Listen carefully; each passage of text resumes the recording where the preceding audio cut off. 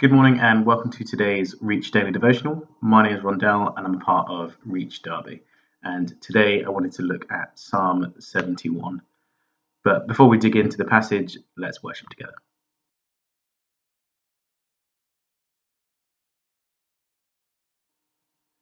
Awesome. So we are going to look at Psalm 71 verses 14 to 18. As for me, I will always have hope. I will praise you more and more. My mouth will tell of your righteous deeds, of your saving acts all day long, though I know not how to relate them all. I will come and proclaim your mighty acts, sovereign Lord. I will proclaim your righteous deeds, yours alone.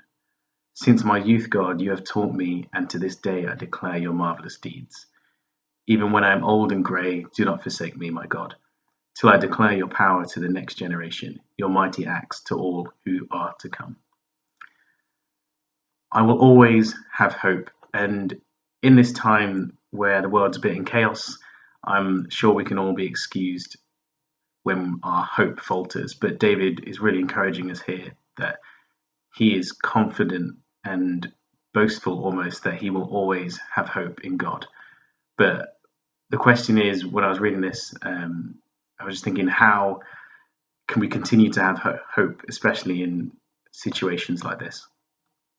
But the following verses were really encouraging to me. Between verses 15 and 17, David talks about telling of the righteous deeds of God, proclaiming his mighty acts and declaring his marvelous deeds.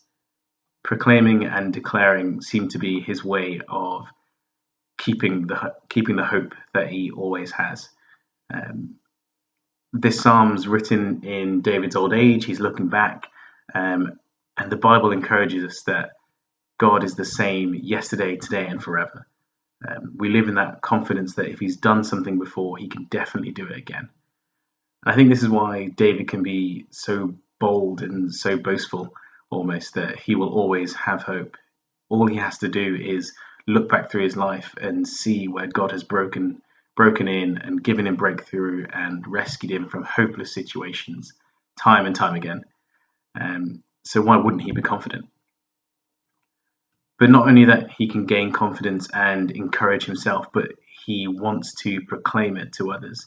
And I love verse 18. It says, even when I am old and grey, do not forsake me, my God, till I declare your power to the next generation, your mighty acts to all who are to come. And it's amazing that this prayer has been well and truly answered. We're now 2,000 years on, and we're still finding hope in David's stories. But it's amazing that he's not reminiscent. He's not just sitting on his laurels and going, oh, this was amazing. Look what God did for me. But he wants to tell others. He wants to give hope to others. We're called to be a people who share the hope that we have in Jesus by sharing the gospel. But sometimes we overcomplicate it. We try and fit big, large theological conversations into 5 minutes. But this really helps to simplify it a bit, that sometimes all we have to do is say what God has done for us and what that means to other people and how it can give them hope.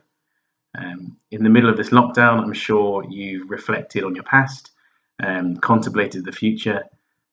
People keep diaries, journals, etc. But this might be a good time to really look back at those and find some encouragement.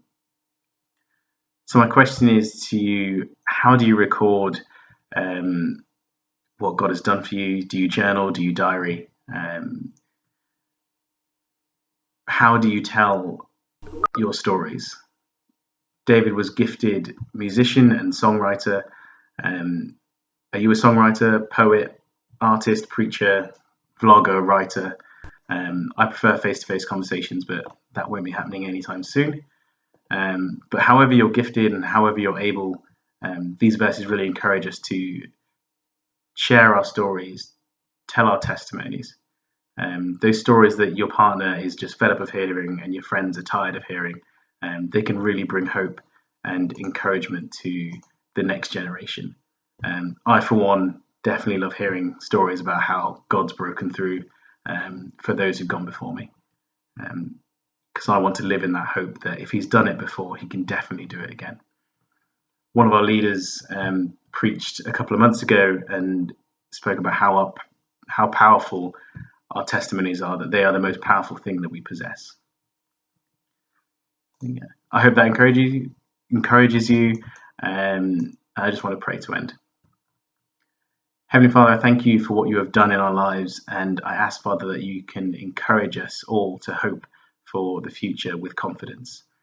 I thank you for the stories that you have blessed us with, and I just pray that we may use those as a blessing to encourage others, families, friends, and neighbours. Amen.